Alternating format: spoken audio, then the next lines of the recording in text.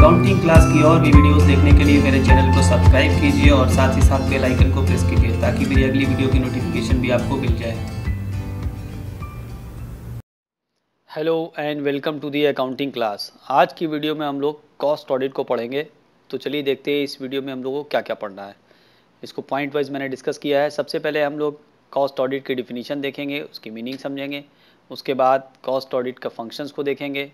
फिर हम लोग कॉस्ट ऑडिट को इंडियन कॉन्टेक्स्ट में देखेंगे और कंपनीज एक्ट में क्या प्रोविज़न किया गया है कॉस्ट ऑडिट का, ये भी देखेंगे। साथ ही साथ लास्ट में हम लोग कॉस्ट ऑडिट के ऑब्जेक्टिव्स को भी देखेंगे।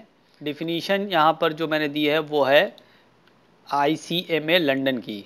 ICMA London defines cost audit as the verification of cost accounts and check on the adherence to the cost accounting plans. तो यहाँ पर डिफिनीशन में साफ साफ दो बातें कही गई है। क्या कहा गया है? वेरिफिकेशन ऑफ कॉस्ट अकाउंट, यानी कॉस्ट ऑडिट के जरिए कॉस्ट अकाउंट्स का वेरिफिकेशन होता है and a check on the adherence to cost accounting plan, और ये भी देखता है कि कॉस्ट अकाउंटिंग प्लान को अपनाया गया है या नहीं अपनाया गया है। तो इस तरीके से इस डिफिनीशन के अकॉर्डिंग दो फंक्शंस यहाँ पर समझ में आते हैं।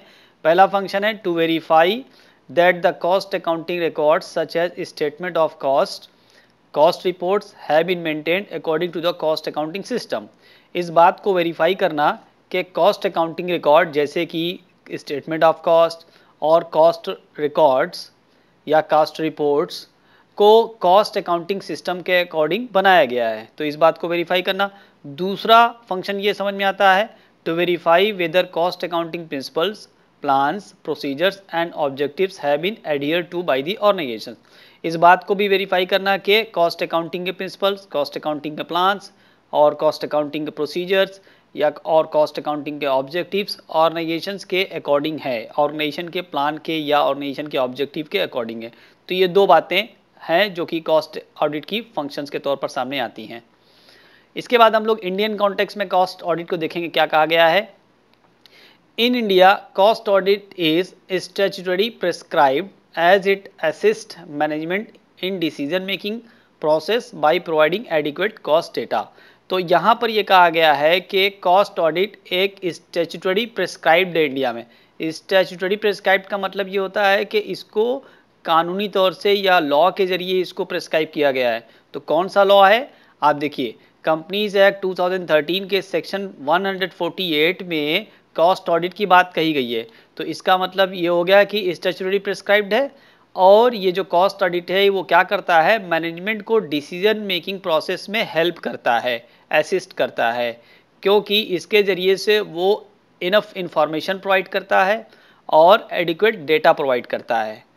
तो ये एक बात हो गई इंडियन कॉन्टेक्स्ट में। दूसरी बात है cost audit helps management in many respects such as in price fixing, minimising wastages, reorganisation of purchases and sales, exercising internal controls.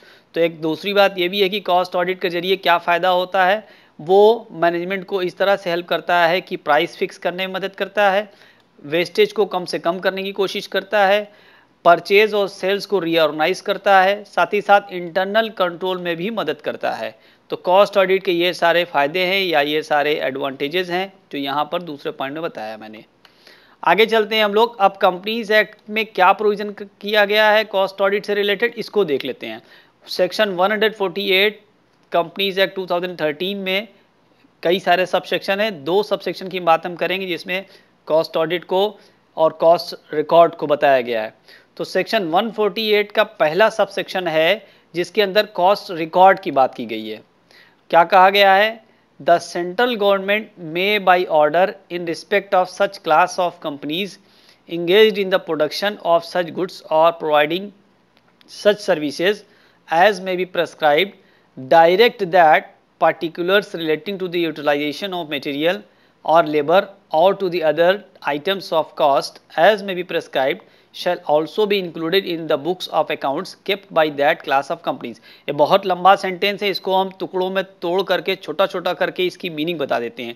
देखिए, इस पूरी बात का मतलब सिर्फ यही है, कंपनीज एक्ट 2013 के सेक्शन 148 के सब सेक्शन 1 में सेंट्रल गवर्नमेंट को ये पावर दिया गया है कि सेंट्रल गवर्नमेंट कंपनियों को कॉस्ट अकाउंट या कॉस्ट रिकॉर्ड को मेंटेन करने के लिए डायरेक्ट कर सकती हैं, उनको दिशा निर्देश दे सकती हैं। तो सेंट्रल गवर्नमेंट के पास पावर है कि वो कंपनियों से कॉस्ट रिकॉर्ड को मेंटेन करवा दें। अब इसको हम थोड़ा जो बड़ा लिखा गया इसको पूरा बता देते हैं कि सेंट्रल गवर्नमेंट में बाई ऑर्डर अपने ऑर्डर से क्या कर सकता है, ऐसी कंपनीज के बारे में जो कि प्रोडक्शन में इन्वॉल्व हों, किसी ऐसे गुड्स के प्रोडक्शन में इन्वॉल्व हो या किसी ऐसे सर्विस के प्रोडक्शन में इन्वॉल्व हो जो प्रेस्क्राइब की गई हो, सेंट्रल गवर्नमेंट उनको क्या कर सकता है, डायरेक्ट कर सकता है, दिशा निर्देश दे सकता है। किस चीज़ के लिए, that particulars relating to the utilisation of material, utilisation of material का जो पार्टिकुलर्स यानी मटेरियल के यूज़ का जो डिटेल है और लेबर के यूज़ की जो डिटेल है और अदर आइटम्स, लेबर के अलावा जो दूसरे और भी आइटम्स हैं जो कि कॉस्ट में शामिल हो सकते हैं जैसे कि ओवरहेड। तो यहाँ सीधी सीधी 3 बातें हो गई, मटेरियल, लेबर और ओवरहेड से रिलेटेड जो भी पार्टिकुलर्स है उन कंपनियों को ये दिशा निर्देश दिया जा सकता है सेंट्रल गवर्नमेंट के द्वारा कि वो अपने बुक्स ऑफ अकाउंट्स में इस पार्टिकुलर्स को इंक्लूड करेंगे। ठीक है, particulars relating to the utilisation of materials, labour और टू द अदर आइटम्स। दूसरी बात जो सेक्शन 148 के सब सेक्शन 2 में कही गई है वो है कॉस्ट ऑडिट की। तो हम लोग कॉस्ट ऑडिट ही पढ़ रहे हैं, लेकिन कॉस्ट ऑडिट के लिए जो सब सेक्शन 1 में बात कही गई थी उसको भी समझना ज़रूरी था। अब कॉस्ट ऑडिट से रिलेटेड क्या बात कही गई है वो ये है, सब सेक्शन 2 कहता है if the central government is of the opinion that it is necessary to do so, it may by order direct that the audit of cost records of class of companies which are covered under subsection 1 and which have a net worth of such amounts as may be prescribed or a turnover of such amount as may be prescribed shall be conducted in the manner specified in the order। ये भी एक बहुत बड़ा sentence है, इसको भी मैं तोड़ करके बता देता हूँ। इस सब सेक्शन में कहा गया है कि सेंट्रल गवर्नमेंट को अगर ऐसा लगता है, if the central government is of the opinion, क्या लगता है, that it is necessary to do so, उसको अगर ऐसा करना आवश्यक लगता है, इट मे बाई ऑर्डर, तो वो अपने ऑर्डर से दिशा निर्देश दे सकती है। That the audit of cost records, क्या दिशा निर्देश दे सकती है, ये दे सकती है कि उन कंपनियों का कॉस्ट रिकॉर्ड का ऑडिट किया जाए। किन कंपनियों का कॉस्ट रिकॉर्ड का ऑडिट किया जाए, which are covered under subsection 1। अभी हमने सबसेक्शन 1 पढ़ाया, ऐसी कंपनियां जो सबसेक्शन 1 की कैटेगरी में आती हैं। सबसेक्शन 1 की कैटेगरी में कौन कंपनियां आती हैं वो भी मैंने बताया, एज में भी प्रेस्क्राइब्ड, ऐसी कंपनी जो सेंट्रल गवर्नमेंट तय करे, जिस सेंट्रल गवर्नमेंट को महसूस हो, सेंट्रल गवर्नमेंट जिन कंपनियों को चाहे, तो वो कंपनियां सबसेक्शन 1 में आ जाएंगी, उनको कॉस्ट का रिकॉर्ड मेंटेन करना पड़ेगा। उन्हीं कंपनियों के लिए कहा गया है सबसेक्शन 2 में कि सेंट्रल गवर्नमेंट को अगर ऐसा लगता है कि ऐसी कंपनियों का ऑडिट किया जाना चाहिए तो वो ऑर्डर दे करके ऐसी कंपनियों का ऑडिट करा सकती है। और साथ ही साथ ये भी लिखा गया है कि ऐसी कंपनियां जिनका नेटवर्थ कोई एक अमाउंट फिक्स कर दिया जाए वो हो, या टर्नओवर कोई एक टर्नओवर का अमाउंट फिक्स कर दिया जाए वो हो, तो ऐसी कंपनियां जो एक पर्टिकुलर अमाउंट का नेटवर्थ रखती हूँ, जो पर्टिकुलर अमाउंट का टर्नओवर रखती हूँ, उन कंपनियों को भी सेंट्रल गवर्नमेंट कॉस्ट ऑडिट करने के लिए आदेश दे सकता है। तो ये कॉस्ट ऑडिट की बात रही subsection 2 section 148 of the companies act 2013 में। अब हम लोग आगे बात करते हैं कॉस्ट ऑडिट के ऑब्जेक्टिव्स के, इसके उद्देश्य की बात करते हैं। पहला है to see that proper and adequate cost accounting books and records are maintain, इस बात को देखना कि कॉस्ट अकाउंटिंग की बुक्स को प्रॉपरली तौर से रखा गया है। दूसरा है to see whether cost accounting principles have been properly applied, इस बात को देखना कि कॉस्ट अकाउंटिंग प्रिंसिपल्स को प्रॉपर तरीके से अप्लाई किया गया है, उसका सही यूज़ किया गया है। तीसरा है to examine the better utilisation of resources, इस बात को भी एग्जामिन करना कि रिसोर्सेज का अच्छे से यूटिलाइजेशन हो रहा है, रिसोर्स का वेस्टेज नहीं हो रहा है।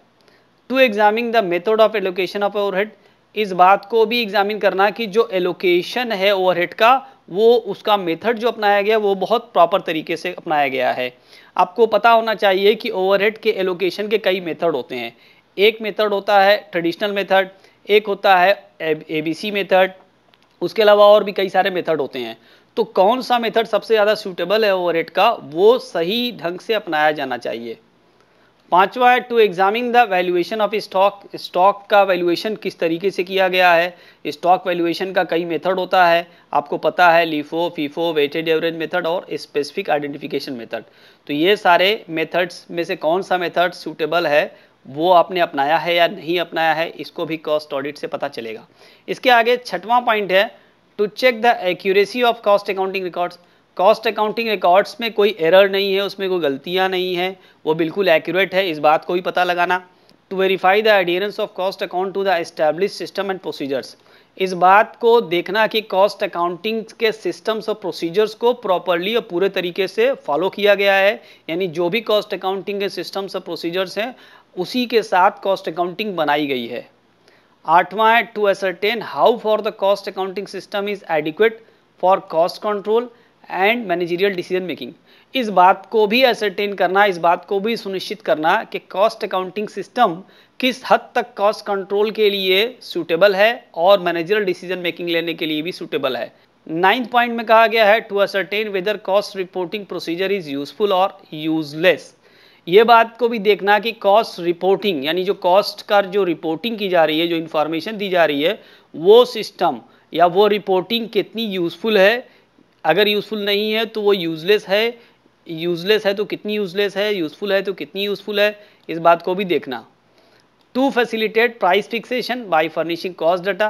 प्राइस फिक्सेशन, कीमतों को फिक्स करना। कोई भी प्रोडक्ट बनाया जा रहा है तो उसका प्राइस एक फिक्स करना पड़ेगा, क्योंकि उस प्रोडक्ट को बना करके बेचना है मार्केट में। तो प्राइस फिक्सेशन करने में भी कॉस्ट ऑडिट का बड़ा रोल होता है, क्योंकि कॉस्ट डेटा को सही ढंग से रखना और उसका सही इस्तेमाल करना एक बहुत ज़रूरी चीज़ होती है और कॉस्ट ऑडिट इस बात को इंश्योर करता है। नेक्स्ट पॉइंट है to facilitate inter firm and intra firm comparison of cost and business performance. अब यहाँ पे देखिए इंटर फर्म और intra firm comparison. Inter firm का मतलब कि एक ही जैसा गुड्स और सर्विस को बनाने वाली, प्रोड्यूस करने वाली फर्म है तो उसके बीच में जो कंपटीशन होता है उन दोनों के बीच कंपैरिजन करना। मान लीजिए अगर एक कंपनी है जो कि स्टेशनरी बनाती है तो उसी जैसी स्टेशनरी बनाने वाली दूसरी फर्म से कंपैरिजन करना, दोनों के कॉस्ट को मिलाना, चेक करना कि किसकी कॉस्ट इफ़ेक्टिव है, किसकी कॉस्ट इफ़ेक्टिव नहीं है, किसकी कॉस्ट ज़्यादा आ रही है बनाने में, किसकी कम आ रही है। एक तो ये कंपैरिजन हो गया। दूसरा होता है इंट्रा फर्म, यानी फर्म के अंदर ही किसी एक डिवीज़न का दूसरे डिवीज़न से कंपैरिजन करना। मान लीजिए एक फर्म है, उसके कई डिवीज़न है, एक डिवीज़न एक शहर में है, दूसरा डिवीज़न दूसरे शहर में है, तो अलग अलग डिवीज़न के भी कॉस्ट को कंपेयर किया जा सकता है और देखा जा सकता है कि कौन सा डिवीज़न अच्छा परफॉर्म कर रहा है, कौन सा डिवीज़न कॉस्ट इफिशिएंट है। तो इस तरीके से इंट्रा फर्म और इंटर फर्म कंपेरिजन भी पॉसिबल हो सकता है कॉस्ट ऑडिट की मदद से। लास्ट पॉइंट है to cost a moral check on the cost accounting staff and achieve improvement in the cost accounting system. Moral check, नैतिक रूप से कॉस्ट अकाउंटिंग स्टाफ को चेक करना। ऐसा तो नहीं कि कहीं कोई डिसऑनेस्टी हो रही है, कहीं कोई चीटिंग हो रही है अकाउंटिंग स्टाफ के ज़रिए, कहीं कोई बेईमानी हो रही है।